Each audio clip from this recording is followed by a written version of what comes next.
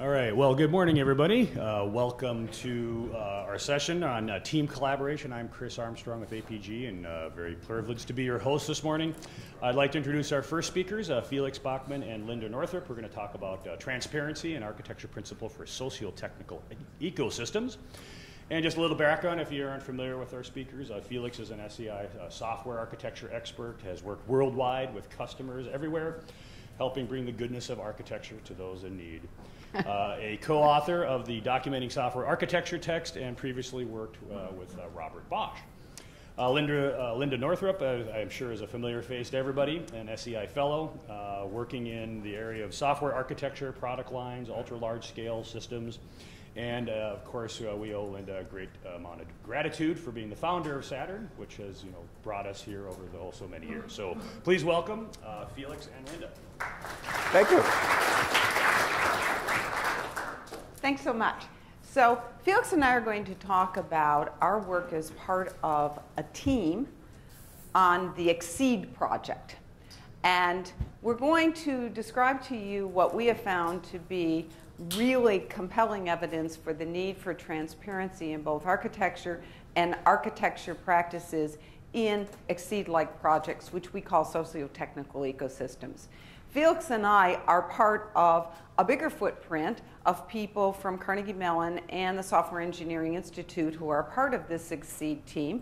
And so not all of them are here, but this represents their work. I want to give a particular shout out to Chris Bogart, who's a postdoc with Jim Herbsla at Carnegie Mellon. And you're going to see a lot of his work because he's done a lot of the tooling that we're going to describe. And also Kurt Wellnow. Kurt Wellnow was... We've been involved with Exceed for now going on 4 years, and Kurt was the principal during the first couple of years. So he did a lot of the foundational work with the Exceed community. So what is this thing called Exceed? Exceed is the extreme science and engineering environment. And basically what it is a virtual high-performance computing system that allows interactivity for scientists all over the world to run their experiments. Now, what kind of scientists? People who are doing work in genome, in biology, statistical mechanics, simulated annealing, climate control, and they have the need to run their experiments, and they need the capability of high-performance computing. So the National Science Foundation funded basically 19 participating organizations to be part of this Exceed project. There are 6 principal organizations, and these organizations are universities that have high-performance computing centers, HPC centers. And there are 6 of these who are considered leads or principal investigators, PIs. And the head PI is John Town from University of Illinois National Center for Supercomputing Applications. So it's a large group. Now what happens is a user, a scientist, wants to run an experiment, and they basically have the capability of the harnessed joint capability of 12 supercomputers, 6 different file storage systems. So basically, there are software and services provided globally by this infrastructure. There are software management tools provided by this. But all of these participating organizations, themselves supercomputing centers, provide local software and services to these participating scientists, and then they can also have some of their own space where they can maintain their own software. So people talk about socio-technical ecosystems. In fact, this is a term that's been used for about the last dozen years to describe phenomena sort of like the iPhone and communities that have grown around it.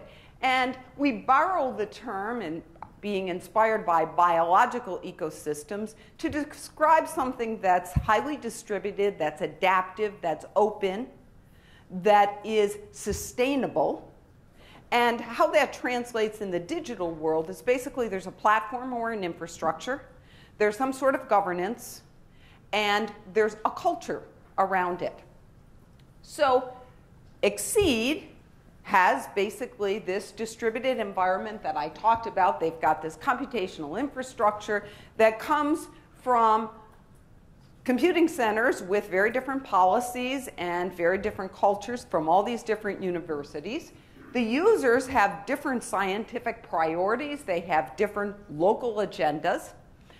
But the actual people who are charged with this global infrastructure, the platform, if you will, they have a global objective to provide this, but they also have their own local priorities because they come from all of these various different universities. This is not the Fred Brooks model of a single architect and a hierarchical organization. This project actually has 4 architects, okay? And they come from different universities. So this is a very different model. I loved the talk this morning because I think keys to what Diane was saying was the decision to go with a microservice architecture, the culture at Netflix, and the automation of a lot of what they needed to make things visible and to achieve the goal of continuous delivery. You're going to see here something similar, but this is an entirely different culture. The culture here has 2 hues to it. One is the high-performance computing culture.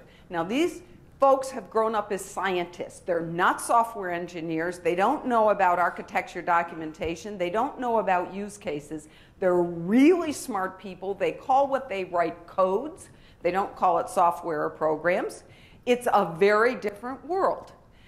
In addition to which, this is a whole loose connection of academics. So it's the academic culture you have thrown in there. This is not Netflix by any stretch of the imagination. These are very, very smart people, but they definitely have their own style and their own way of doing things. And they are proud of it. Yes, and they are very proud of it. Okay, so the strength of Exceed is it's this wonderful enabling infrastructure for scientists to collaborate and to use all this high-performance computing power. But when the National Science Foundation awarded this grant to the Exceed project, the stipulation was that there would be some engineering mindset incorporated, which required some protocol, some new language. So if we think about Exceed, there are really 2 socio-technical ecosystems. One is this group of scientists who are doing their experiments and using this infrastructure, the global infrastructure, the local infrastructure, all of these tools, which they share and promote scientific investigation and collaboration. Then there's this ecosystem of engineers who actually provide the infrastructure, the architecture, the code, the tools, all of the rest of it. And then we would add this little research test bed where we're trying to innovate and develop tools that will make this work together. So what does the SEI do? Well, the SEI got involved to bring the engineering practice, the software engineering practice. And you can think about us as having 3 roles. One, we're embedded in the team. At times, one of our members was a head of software development and integration, the whole work breakdown structure. We've been part of the architecture review teams. We've been part of helping with architecture decisions. Less so now, more now we're coaches. So we're helping them.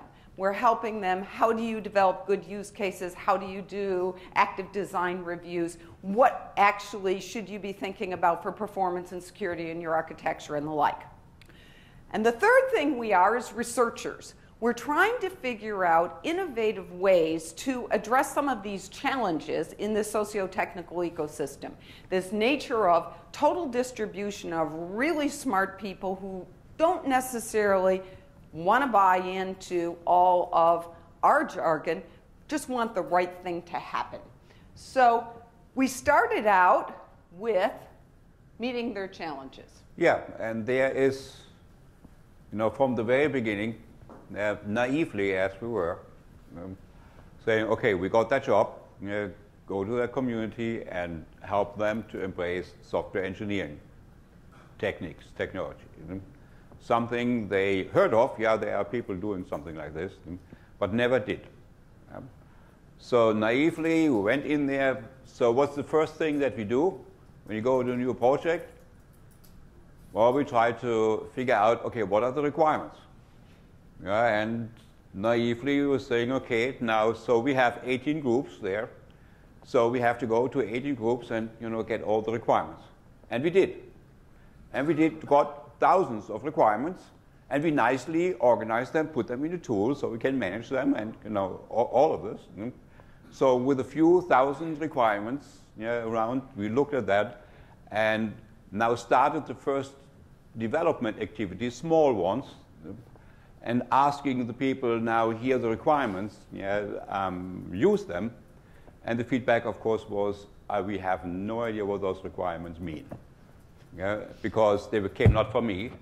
I don't know, it came from you, from some other university. The language that they used to describe those requirements made sense in their context, but never in the global context. So we put a lot of work in there with the effect of nothing. No one was using that. So that was our first eye-opener, saying, okay, we are paid for making sure that those software engineering activities happen in that environment. The normal approaches that we usually use don't work. So everything that requires some coordination, some common understanding, is doomed from the very beginning. Won't work. You cannot go to those people and say, here's what you need to do. So we almost started. So here as architects, you know that if you want to do an architecture design, you have to have those quality attribute scenarios. So now requirements fail, and we were always ready to say, okay, now, but then we need to have quality attribute scenarios from you. Quality attribute scenarios require a common understanding of what that is. It requires an agreement on something. And it was obvious that if you would do that, we would fail again. Saying, okay, can't do that. But we need to establish an architecture-centric approach. So we have to take care that we understand what the user community wants and make sure that that Exceed system down there is actually implemented by the Exceed people located in those universities in the way that they actually support those user needs. Here are the approaches that we then eventually put in. So we learned, instead of quality attribute scenarios, which is very abstract concept to them, couldn't push it, but we were able to push use cases. Use cases talk about a function. And that's the world of the users. I want to have that function. The only thing we force them a little bit is, when you have a use case, also give us a quality attribute number, whatever is important. So if it has to be fast, give us a number. If it has to be secure, give us a number, something. So just an annotation. Work perfect, and now use cases is actually the organization tool for engineering activities within Exceed. Everything is organized around that. A few other things we put in, so for tracking and documentation and such. So you probably know that circle to make sure we capture the requirements, we get the architecture. Architecture here in Exceed is more about interfaces. It's not about algorithm. It's a huge system consisting of big applications that need to be put together in some way to provide service. And there are many alternatives. It's basically a file transfer job control thing. But as you know, even when you just look at file transfer, you will see 50 different implementation of file transfer. And file transfer here, we are talking huge file transfer, not a simple file. So big data that goes over here. So we put that in here, and where we are right now is, of course, we are not quite at that point. We cannot say, that is a nice engineering community going and working together. It's not yet acceptable, but we learned that if they understand, if they see what they have to do, they can actually jump to it and fix and do something, whatever needs to be done. And they recognize that quality assurance is important, so we realized, we being big proponents of the ATAM, realized the ATAM is not going to work here because you can't get the stakeholders together and no one's going to endure this process. So we did active design reviews, and so they bought into that, and they're buying into a lot of this engineering, and they all know what quality attributes are, so everybody is motivated to do the right thing. But the productivity is still not where it needs to be. So we've looked at this. Well, everybody advocating small teams here, so there's a lot of talk about the agile, the small teams. Joe Justice has talked, if you've got a small team, you can talk to each other, communication doesn't become such a big issue. If you need to roll out a change, you only have a few people you have to broadcast that to. Quality assurance is, well, I check my partner's work and I have inherent quality assurance. When you have bigger distributed teams, well, you're going to have some documentation. You have to write a few things down, otherwise nobody's going to know what's happening. And if you're going to have some sort of quality review, it requires logistics, it requires coordination, it requires setting up meetings, telecons, and so on. And when you do make a change, well, you're not exactly sure who needs to know the change, so typically you broadcast the change, and so everybody gets to know the change. So what we found challenges in Exceed is that, okay, everybody is buying into this engineering. They understand it's needed so that Exceed is going to be predictable and self-sustaining and secure and all of the rest of those good things. But they have to participate in a lot of meetings. There's documents stored all over the place. The reviews and decisions are taking a long time because people are everywhere. And there's this culture of trying to avoid change by lowering development risk. So basically what we see with a lot of this is a lack of transparency. Things become invisible in something that's this distributed. And the local groups, they're really smart people. They're optimizing, they're doing good stuff. But they have this sort of culture, and this is an academic culture. They don't share it until it's publishable. And so it has to be perfected. They're not willing to throw it out there when it's half-cooked and let everybody see it. They keep it under wraps until it's publishable. There's a huge amount of stuff going on that people need to be aware of, and the documents are in lots of different places, and they're produced by lots of different tools, used by different participants. So if you go into Exceed, they have this wonderful portal where all this stuff is. There's wikis, there's discussion threads, there's Git, there's Jira, there's all kinds of stuff going on here. But if you try to see the forest, you can't find it. You see a tree here, a tree there, a tree there. We brought this guy, Chris Bogart, on, and he said, this is daunting. And I said, yes, but this is great because you are experiencing what so many other people experience in the system. So what happens is that not everybody has the information they need. So it takes a lot longer for them to do their job. And more time is needed for the reviews and decisions. Sometimes there are problems and they don't have insights because they don't know where exactly to get those insights. We have this tendency of these people, because they are very smart and they want to be in control, that they want to participate in all these reviews because they're really important and they don't want to miss out on anything. And when you get every single important person wanting to be on a review, you can't schedule the blasted thing, so that becomes difficult. The feedback is taking a long time. And so basically we had some goals with transparency. We wanted to make things visible. We thought if we could make things more visible, then people would relieve some of the angst, relieve the bottlenecks, do good for Exceed, and close the loop with the stakeholders. So this is what we're doing. Now, the good thing is, in that environment, those people actually produce a lot of artifacts. They are, unorganized. Everyone does whatever they think is a good thing to do. But there is a lot of information available. If you know where it is, you can find it.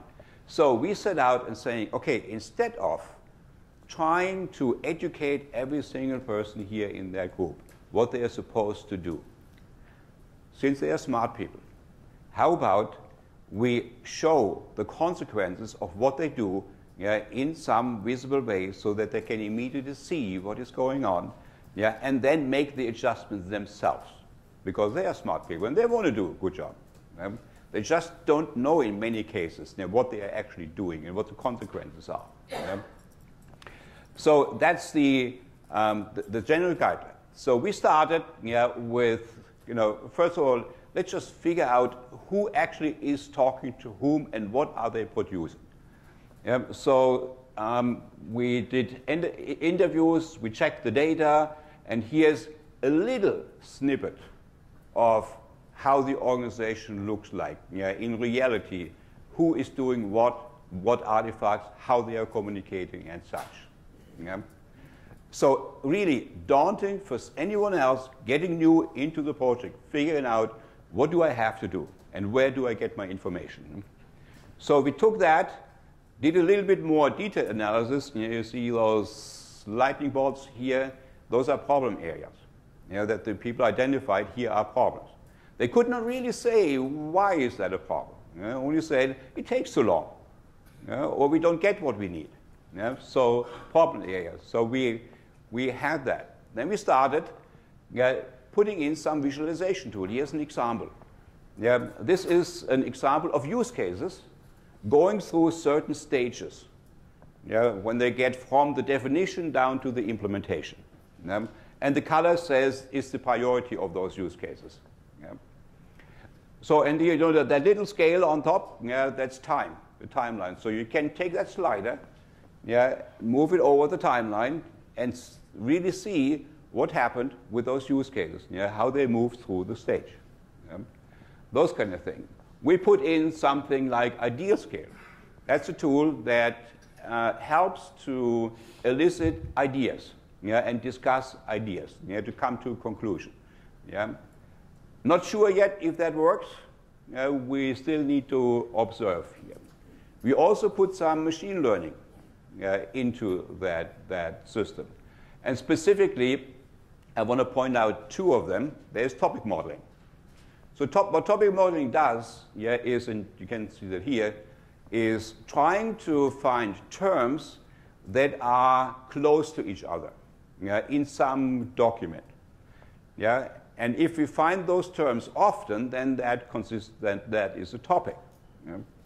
This helps to identify in artifacts if there are different artifacts but talking about the same thing or similar things. So an architecture document, you know, of the university in Chicago has probably a different name and has different structure than the similar document that the San Diego people are using. Yeah? So if you just look at the document structure, you won't see that those are actually architecture documents. Or it may be just a snippet in some other document in there. So topic modeling helps to discover those similarities, yeah, and actually bring it up and saying, hey, maybe, yeah, that is the same, not the same topic, yeah, so not the same document, but the same topic. Or if you take that and put a second dimension on it, or a third on one. So for example, if you, beside of those proximity of those words, take authorship, yeah, with who wrote that. Yeah. When you do that, yeah, that allows you to very quickly identify groups. So you may be able to see that, oh, there are a few people somewhere, yeah, that actually do architecture work. They never have the name architect. They have not a job architect, but they do similar work. So those kind of visualization help to actually connect people, to connect groups. Say, you have a problem, you are working on that area, you know, there are the Pittsburgh people, yeah, a certain group there seems to be working on a similar problem. How about you contact them? Yeah? So we'll end with just one other. We walk around and we talk to people, and hi, Philippe, and we ask people what their problems are. What do you think are the problems? You know, so we're trying to improve things. And we heard that the active design reviews that we had actually suggested are a problem. They're really a problem. They take too long. And so we did some scraping of all of their various documents, and I'm just going to show you what we did. This is an overview that we looked at 4 reviews that they thought were particularly problematic and protracted. So 2 of them appear to start in the spring, 2 of them appear to start in the fall. 1 of them at the end of March was still going on. Now what happens here is, so this is all background, the review is launched. Now what you're going to see is very bursty activity. And everybody engages when the review is due. And at that particular point, someone weighs in and says, oh, Joe really needs to weigh in on this. Oh, this isn't going to work at all, this design. And so issues a counter proposal. And then there's a telecon. Let's talk about that counter proposal. Well, that's not going to work either.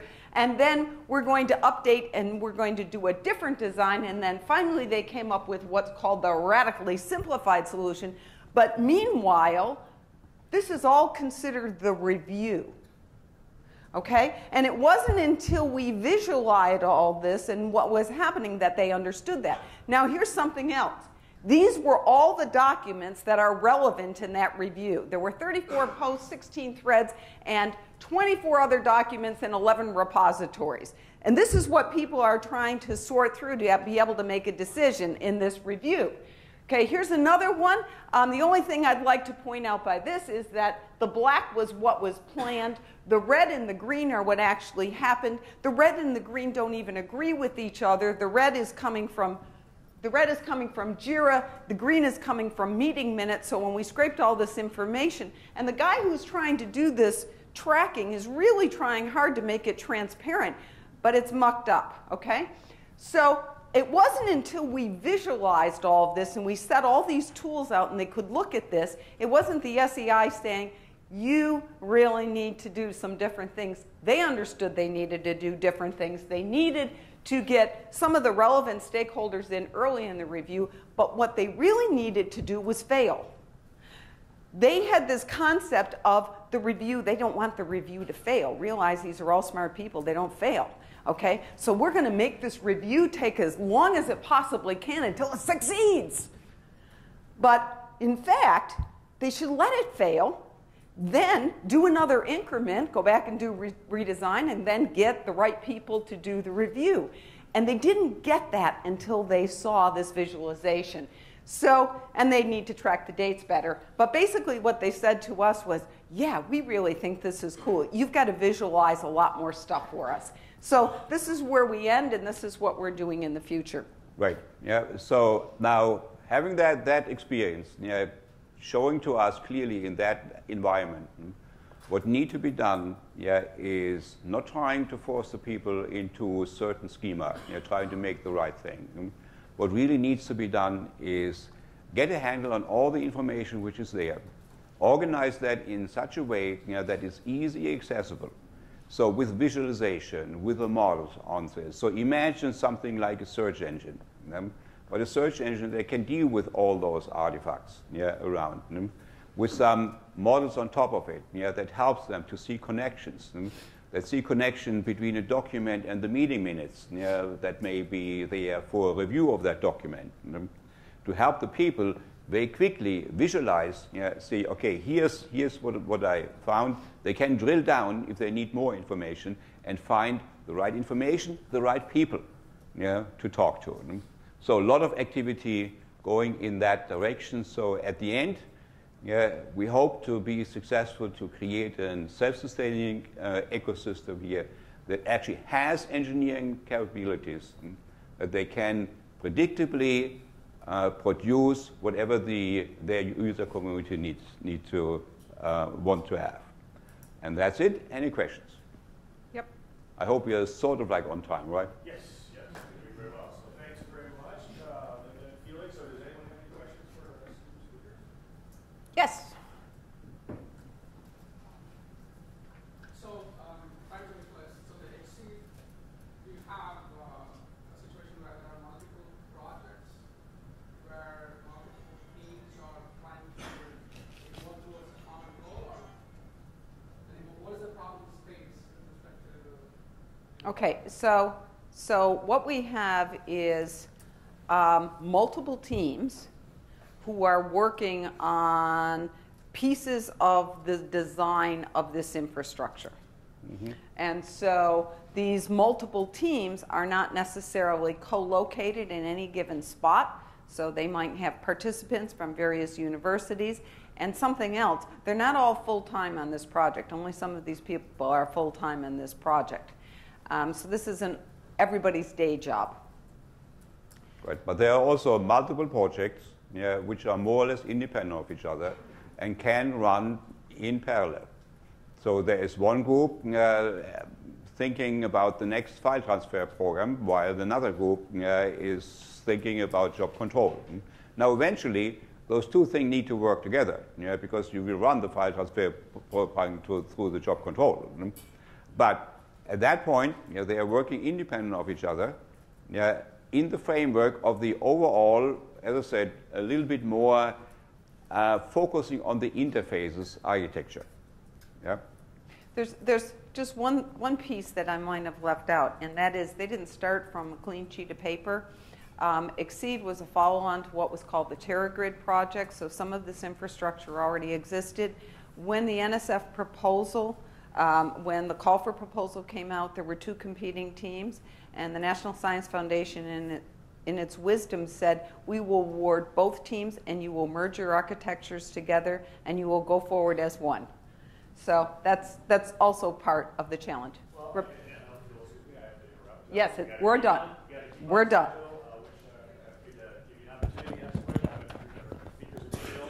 We will be available afterwards. Thank you.